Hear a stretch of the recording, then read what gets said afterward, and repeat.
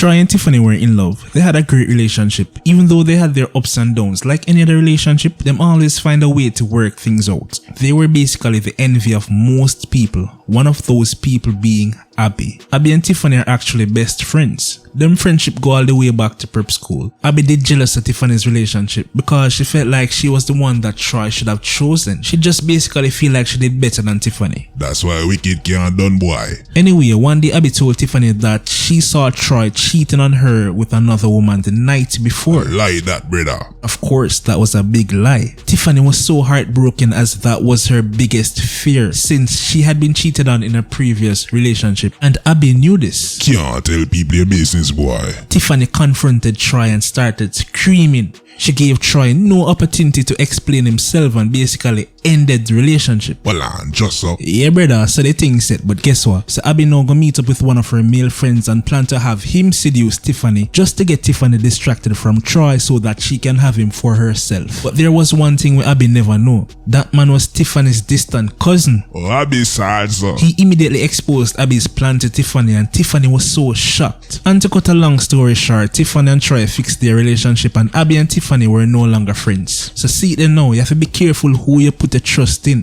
Many times your enemies are closer than you think. See him where?